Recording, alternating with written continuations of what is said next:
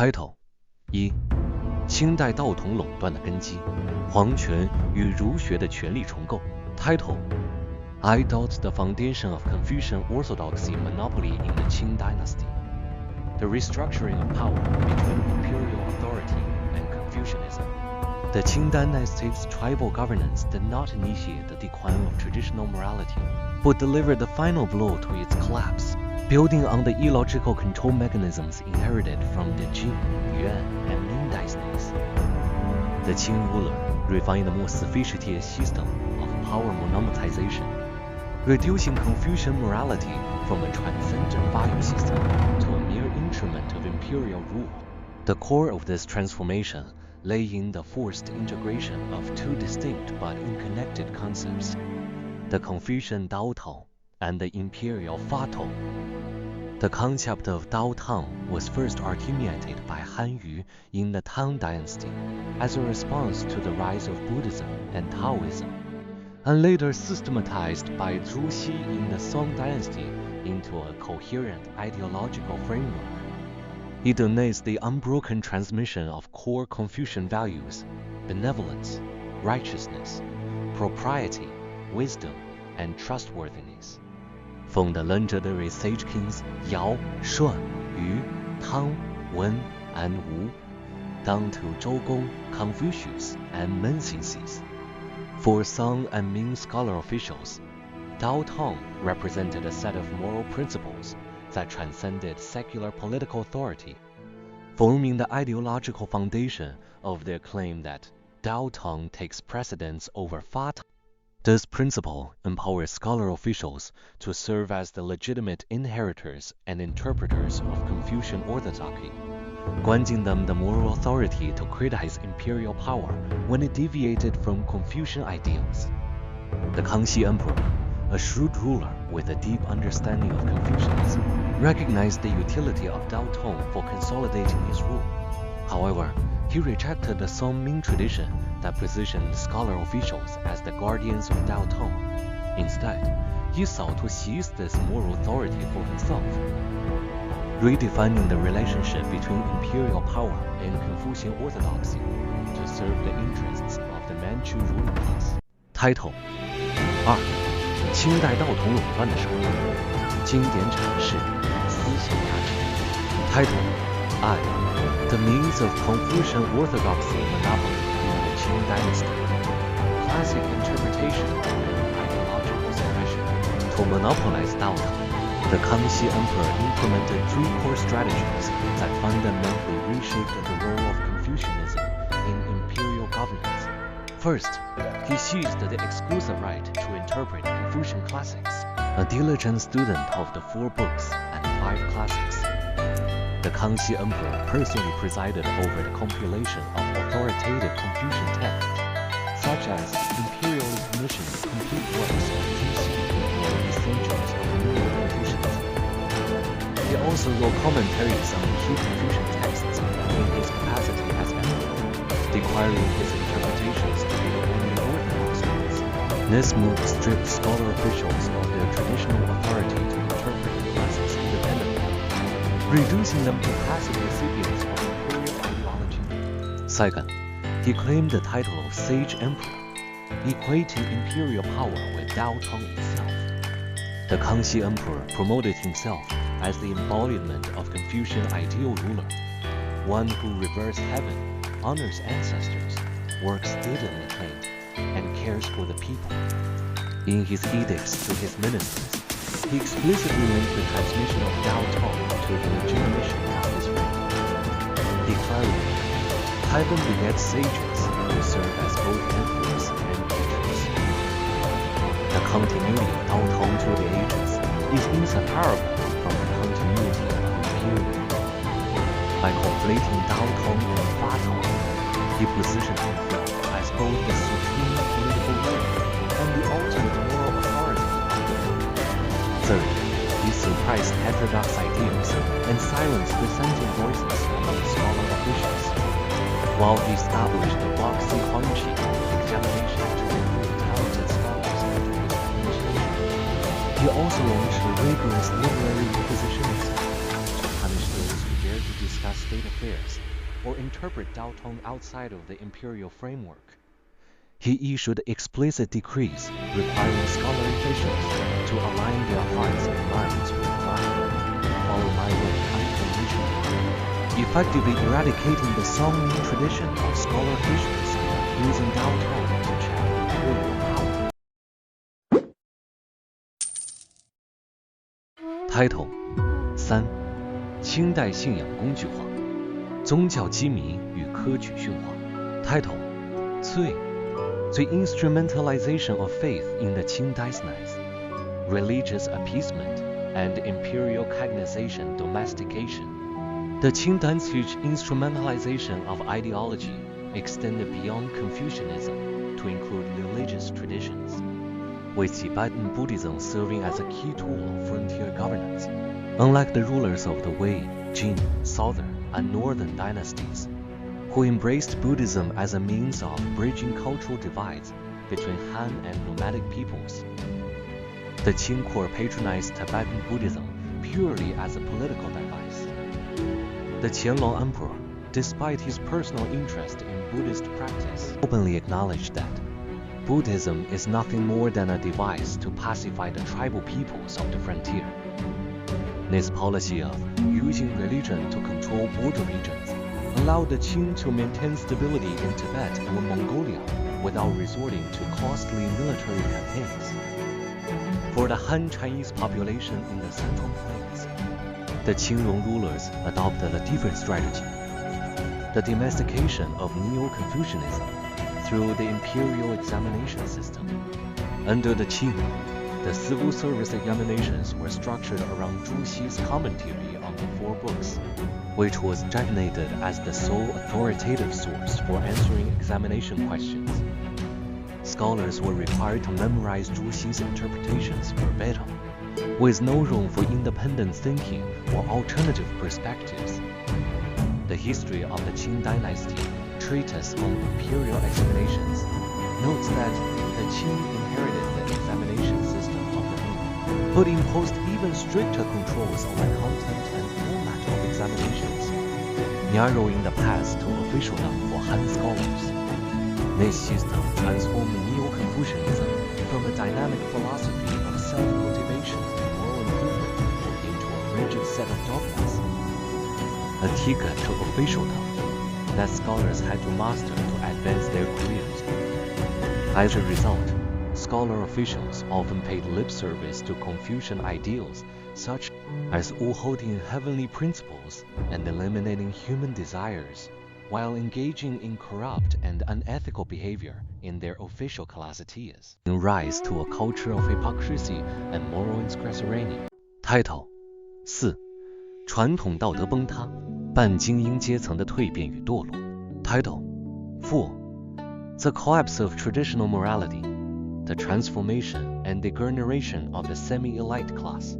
The erosion of traditional morality under the Qing dynasty was not limited to the imperial court and the scholar official class.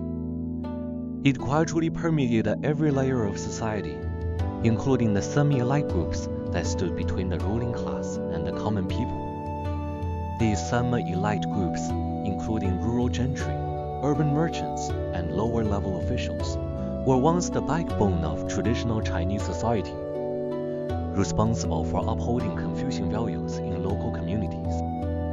However, under the Qing system of political and ideological control, their moral authority was severely weakened, and many of them abandoned their traditional role as moral exemplar to pursue personal and familial interests. The rural gentry, for example, had historically played a crucial role in local governance, mediating disputes, managing public works, and promoting Confucian education. But under the Qing, the gentry's power was increasingly tied to their relationship with the imperial state. Those who collaborated with the government were rewarded with official titles and privileges, while those who resisted were marginalized or punished. As a result, many rural gentry shifted their focus from serving the community to accumulating wealth and securing political favors. They often colluded with local officials to seize land from peasants, evade taxes, and exploit the poor, all while continuing to present themselves as upholders of Confucian morality. Urban merchants also experienced a similar transformation during the Qing dynasty. In traditional Confucian society, merchants were ranked at the bottom of the social hierarchy, below scholars, farmers, and artisans. However, as the Qing economy developed, merchants accumulated significant wealth, and many of them sought to improve their social status by purchasing official titles or marrying into scholar official families. Instead of using their wealth to support public welfare, many Qing merchants used their resources to curry favor with the imperial court and gain monopolies on lucrative trades, further eroding the moral fabric of urban society. Title 5. 民国草根转向，功利理想的民间镜像。Title: V. The grassroots turn in the Republican period, a folk mirror of utilitarian ideals. By the Republican period, the collapse of the traditional moral system had reached its nadir, and its impact was most visible in the utilitarian turn of grassroots ideals in urban society. The life ideal of Yuan Yushan, the protagonist of the 1998 TV series Legends of Lilu Chang, serves as a vivid microcosm of this transformation.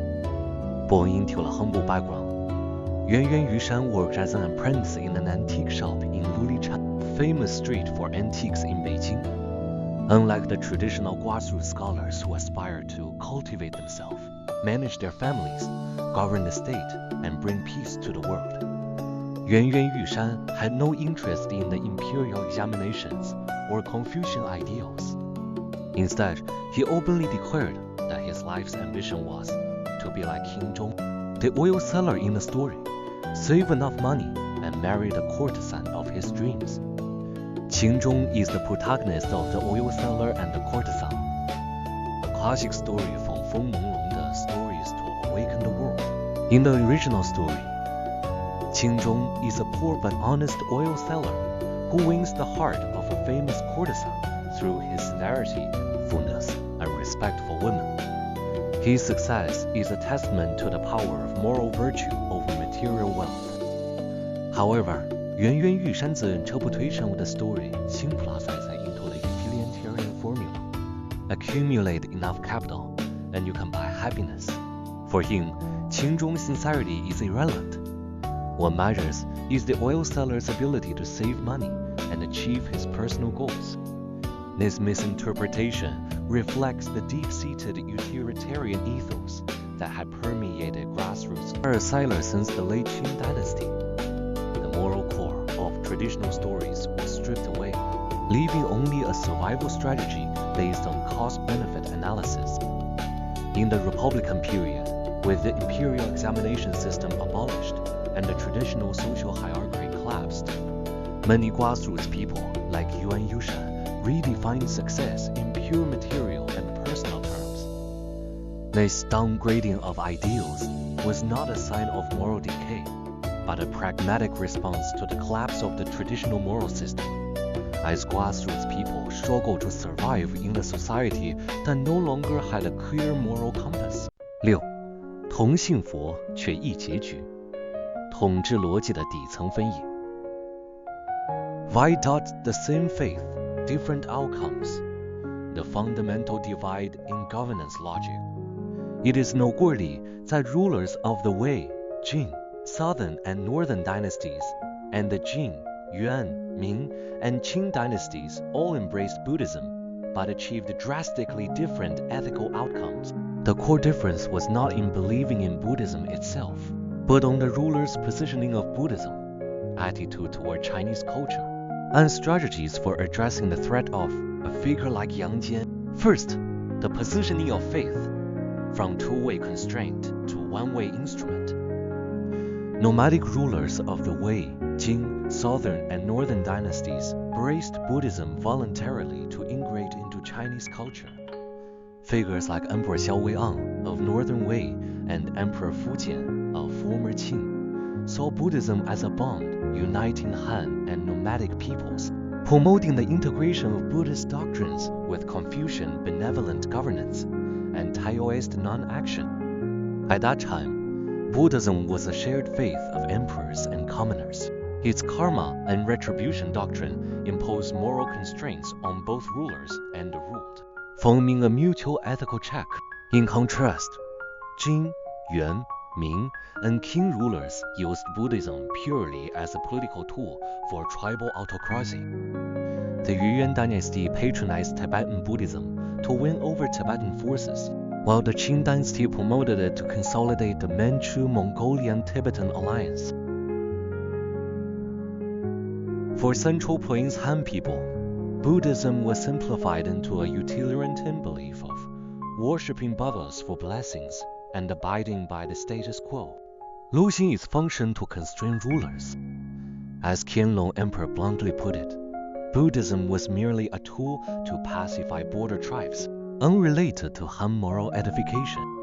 Second, the ruler's anxiety, from resolving through integration to guarding against with extreme measures. Wei, Jin, Xiaofen, and northern dynasties' rulers were aware of the Yang Jianzhen threat. Yang Jianjian seized northern Zhou power via the Guanlong aristocratic clique to establish the Sui dynasty. Yet they responded by deepening integration into Chinese culture, using shared faith to bind aristocrats and commoners, instead of disrupting social structures, resolving tensions through cultural unity. In contrast, Jin, Yuan, Ming, and Qing rulers were consumed by fear of a Yang Jianjian-like figure. They dreaded a leader uniting Han people via Chinese culture and social forces to overthrow foreign rule. Thus, they adopted extreme measures, eliminating the aristocracy, banning Wubao fortified communities, and distorting the imperial examination system to atomize society.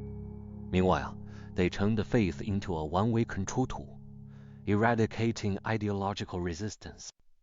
So this extreme prevention temporarily stabilized their rule. It triggered irreversible national character decline, hindering social progress. Subtitle 7: 形而上的缺失，殷周之变的宿命与传统道德的三级崩塌。Subtitle 7: The lack of transcendence, the fate of the Yinzhou transformation, and the three-stage collapse of traditional morality. 1. 殷周信仰转型，超越性约束的消解爱。The Yinzhou belief transformation, the dissolution of transcendental constraints. If the divergence of human nature assumptions and tribal governance logic were the superficial causes of traditional governance predicaments, the inherent lack of transcendental belief was the underlying fate embedded in Chinese civilization. Wang Guwei's analysis of the Yinzhou institutional transformation on the institutional system of the Yin and Zhou dynasties uncovered the origin of this destiny. The Yin people worshipped Dai, the supreme transcendental deity governing all worldly fortune and misfortune. They believed ancestral souls could communicate with Di, so frequent sacrificial rituals and divinations were performed to seek divine will. Though rooted in superstition, this primitive religious belief imposed ultimate constraints on Yin behavior. Even Yin kings dare not act arbitrarily, bound by reverence for Dai's authority. At this stage, morality and rules were not rooted in human self-awareness, but in awe of the transcendental. This divine constraint formed the crucial foundation for Yin civilization's survival. After overthrowing the Yin dynasty, the Zhou implemented a subversive transformation of the belief system. They proposed, the mandate of heaven is not constant. It belongs to those who possess virtue, linking celestial approval to the ruler's moral character. The Zhou held that heaven would not perpetually favor one dynasty. Only monarchs practicing benevolent governance could obtain and retain the mandate, while tyrants would forfeit it. This governing with virtue to secure the mandate of heaven liberated morality from transcendental deity governing all worldly fortune, and announcing the limitation yet the same pure transcendental deity governing all world, endowing humans with greater subjective initiative. Under the Zhou feudal system, this framework initially functioned effectively. Zhou kings and feudal lords upheld ritual music order through shared commitment to virtue. Yet the cost of this transformation was the complete dissolution of transcendental moral constraints. Mandate of heaven gradually devolved into a rhetorical tool for justifying political power. As blood ties between Zhou kings and vows weakened over generations, the moral restraint of virtue eroded. Feudal lords abandoned reverence for heaven, pursuing military dominance and territorial expansion instead, leading to the breakdown where military campaigns and rituals were initiated by monks, even ministers. By the spring and autumn and warring states periods, the ritual music order collapsed entirely, plunging the Central Plains into relentless warfare. 2. 诸子救世方案，世俗化道德的先天缺陷。Faced with the collapse of the ritual music order, various philosophical schools proposed their own salvation schemes. Confucianism advocated reverting to the rituals of the Zhou dynasty and cultivating benevolence and righteousness, believing that moral education could restore social order. Mohism championed universal love and non-aggression, criticizing the extravagance of feudal lords and calling for a society based on mutual benefit. Taoism promoted non-action and alignment with the Tao, arguing that excessive governance and moral constraints were the root causes of chaos. However, all these schools shared a critical flaw, lacking the support of transcendental belief. They relied solely on human moral self-awareness. In the cutthroat competition for survival during the spring and autumn and warring states periods, this reliance proved inadequate. Unlike civilizations anchored in enduring transcendental faiths, where divine judgment or cosmic order provided unshakable moral anchors, the secularized morality of the Zhou dynasty left Chinese civilization without an ultimate constraint. When rulers or individuals discarded virtue for self-interest, no higher power existed to enforce accountability. 内情而人的 flaw set the stage for the successive collapses of traditional morality in later eras. 3. 秦汉制度重构，君权神话的功利性替代。After unifying the six kingdoms, the Qing rulers keenly recognized the flaw of secularized morality. They understood that, without transcendental constraints, moral persuasion alone could not sustain the stability of a unified empire. Notably, Qin Shi Huang never claimed the title of Son of Heaven, a choice closely tied to his adherence to legalist principles. As recorded in records of the grand historian annals of the first emperor of Qin, Li Xi and other ministers proposed. In ancient times, there were the heavenly king, earthly king, and grand king, the grand king being the most revered. We humbly request that you take the title of Grand King. Qin Shi Huang, however, rejected this proposal and adopted the title of emperor, proclaiming himself the first emperor. The Zhou king had claimed the title of Son of Heaven, based on the logic of governing with virtue to secure the mandate of heaven. As a legalist, Qin Shi Huang rejected the concepts of mandate of heaven and benevolent governance, so he disdainfully refused to use the title of Son of Heaven. Instead, he elevated himself to a quasi-divine status, declaring that, "I am the first emperor. My descendants will be named the second emperor, third emperor, and so on, for 10,000 generations without end," and trumped the lack of transcendental belief with a secular cult of personality.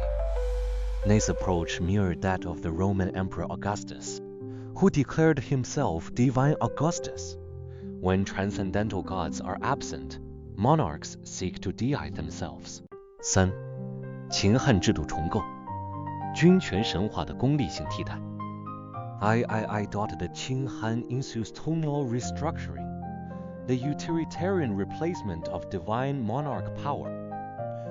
After unifying the six kingdoms, The Qing rulers keenly recognized the flaw of secularized. They understood that without transcendental constraints, moral persuasion alone could not sustain the stability of a unified empire. Notably, Qin Shi Huang never claimed the title of Son of Heaven, a choice closely tied to his adherence to legalist principles. As recorded in records of the grand historian annals of the first emperor of Qin, Li Xi and other ministers proposed, in ancient times, there were the heavenly king, earthly king, and grand king, the grand king being the most revered. We humbly request that you take the title of grand king. Qin Shi Huang, however, rejected this proposal and adopted the title of emperor, proclaiming himself the first emperor. The Zhou kings had claimed the title of Son of Heaven based on the logic of governing with virtue to secure the mandate of heaven. As a legalist, Qin Shi Huang rejected the concepts of mandate of heaven and benevolent governance, so he disdainfully refused to use the title of Son of Heaven. Instead, he elevated himself to a quasi-divine status, declaring that I am the first emperor. My descendants will be named the second emperor, third emperor, and so on, for 10,000 generations without end, attempting to replace the lack of transcendental belief with a secular cult of personality. This approach mirrored that of the Roman Emperor Augustus, who declared himself Divine Augustus. When transcendental gods are absent, monarchs seek to deify themselves. 4. 魏晋佛教介入，超越性信仰的短暂补位。The rapid collapse of the Qing dynasty demonstrated the limitations of relying solely on harsh laws and autocratic imperial power. After the Han Dynasty, Confucianism was enshrined as the official ideology, but never succeeded in filling the void left by the lack of transcendental belief. Dong Zhongshu proposed the theory of interaction between heaven and humans, attempting to portray heaven as a willful transcendental entity. But this heavenly will ultimately had to be mediated through the monarch, essentially amounting to a rehash of the divine right of kings. The introduction of Buddhism during the Wei, Jin, Southern, and Northern dynasties brought a glimmer of hope to traditional Chinese society. The Buddhist doctrines of karma and retribution and transmigration of souls provided ultimate constraints on human behavior. Even in the absence of secular legal supervision, people would restrain themselves out of fear of suffering retribution in future lives. Under the influence of Buddhism, social mores improved significantly. Doing good deeds and accumulating merit became a voluntary pursuit of the people, and even rulers began to advocate the Buddhist principle of compassion and non-killing. This positive trend, however, did not last long. 5. 宋明理学主导，世俗伦理对超越信仰的最终取代。Without the dominance of Song-Ming Neo-Confucianism, the final displacement of transcendental belief by secular ethics. After the Song and Yuan dynasties, Neo-Confucianism rose to become the dominant official ideology. Although Neo-Confucian scholars such as Zhu Xi incorporated Buddhist philosophical concepts into their system, they rejected Buddhism's core religious tenets. They proposed the slogan of upholding heavenly principles and eliminating human desires, defining heavenly principle as the fundamental source of the universe and the standard of morality. This heavenly principle was not a transcendental belief, but a secular ethical norm, rooted in Confucian classics rather than divine will. The essence of Neo-Confucianism was to replace transcendental belief with secular ethics, transforming morality from a matter of inner reverence to an externally enforced norm. With the popularization of Neo-Confucianism, the Buddhist doctrine of karma and retribution gradually degenerated from a universal faith into a folk superstition, and the people's inner sense of reverence dissipated accordingly. When transcendental constraints vanished, and morality became nothing more than a tool for passing the imperial examinations to obtain official position, the entire society sank into a quagmire of utilitarianism. Scholar officials paid lip service to benevolence, righteousness, morality, and propriety, while secretly pursuing the utilitarian goal of studying to become an official. Ordinary people no longer believed in good deeds being rewarded and evil deeds punished, instead focusing on the secular pleasure of carpe diem.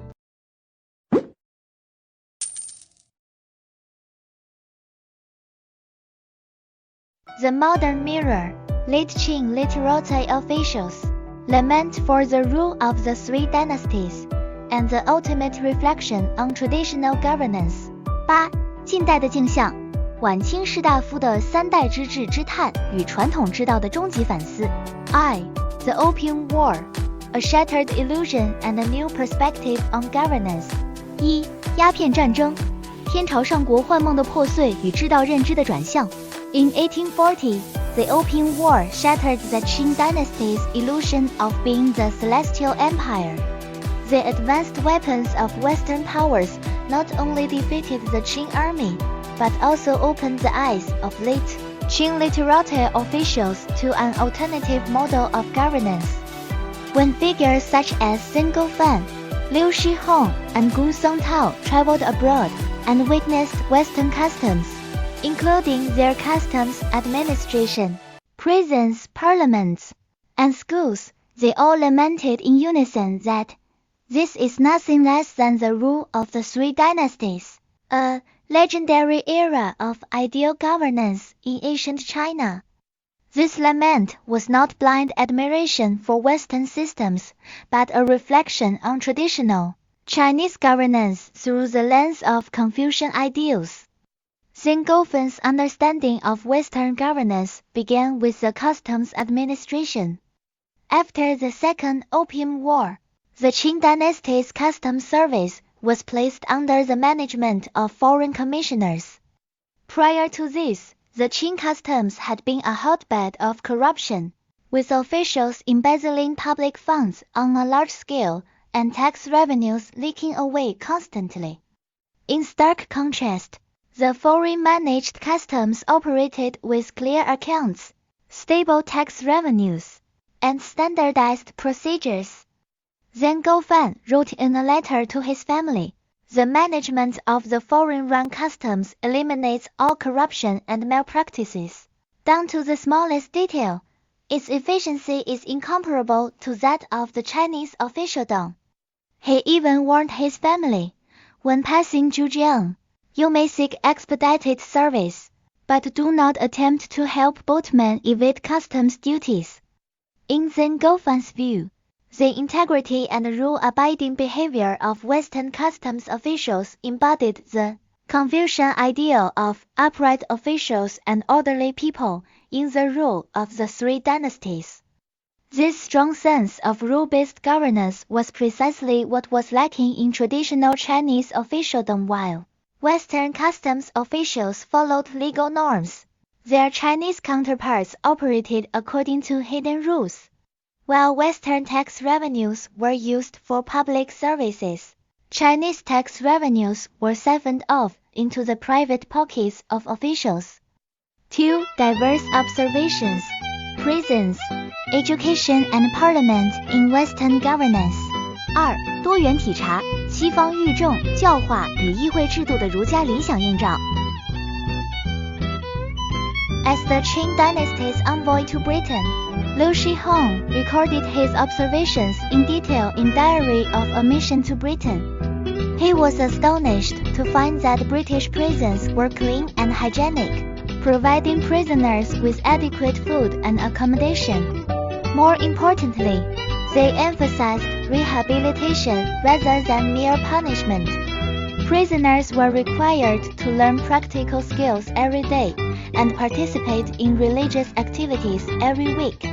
Prison officials treated prisoners humanely, without abuse or cruelty. Liu Shihong exclaimed in admiration, "The system of British prisons is full of compassion and justice. Even the rule of the three dynasties could not have been more perfect." Confucianism's ideal of the rule of the three dynasties emphasized enlightening morality and restraining punishment, advocating transforming people through education rather than punishing them harshly. In contrast, Qing dynasty prisons were synonymous with darkness and corruption. Wardens acted tyrannically, and prisoners died from torture and abuse on a regular basis. The governance logic of British prisons perfectly aligned with the Confucian ideal of moral education, leading Liu Shihong to admit reluctantly that Western governance models were closer to the essence of the rule of the three dynasties than traditional Chinese governance. Guo Songtao went even further in his reflections. During his visit to Britain, he observed that Western primary schools sang songs before and after meals, and said, the ancient Chinese sages taught people by first using music and songs to express aspirations, cultivate emotions, and harmonize people's nature and temperament. Even the rituals and music of the three dynasties could not have been better. Witnessing the Western parliamentary system, he commented, all affairs in Western countries are published in newspapers, with people freely discussing their merits and demerits. The government even uses these public opinions as a reference for policy making. This is exactly the spirit of consulting with ministers and the people, as described in the Rights of Zhou. Guo Songtao's views caused an uproar in China at the time. Conservative officials denounced him as a traitor who phones on foreigners. Nevertheless, he clearly recognized that Western governance models were not barbaric practices, but sound systems consistent with Confucian ideals. 3. Core predicament and historical reflection. The unfinished exploration of traditional governance. 3. 核心困境与历史省思，传统之道的未竟之叹。3. 1. The ideological breakthrough and institutional mirror. Confucian ideal and Western governance. 3. 一思想突破与制度镜像，儒家理想与西方之道的对话。The late Qing literati officials' lament for the rule of the three dynasties was essentially an ideological breakthrough, interpreting modern Western governance through traditional Confucian ideals. What they admired was not Western military hardware, but the rule awareness, public service spirit, and people-centered governance embodied in Western systems. These were precisely the core connotations of the Confucian rule of the three dynasties, yet gradually lost in traditional Chinese governance practice. The demise of feudal enfeoffment destroys the institutional foundation of unified power and responsibility. The lack of transcendental belief stripped morality and rules of ultimate constraints. Foreign rulers' tribal self-interest stifled civil rationality. The misalignment of Confucianism and legalism reduced the governance system to an autocratic tool. In contrast, the Western governance model, based on the premise of human nature as self-interested, framed by the rule of law, and supplemented by religious belief, provided a mirror for traditional China to see its own shortcomings clearly. Su Zhizhu praised George Washington in a concise account of maritime countries. He expanded the territory by thousands of miles, yet he did not usurp the throne or pass it on to his descendants. Instead, he created a system of election. This is almost the embodiment of "the world belongs to all," truly reminiscent of the spirit of the three dynasties.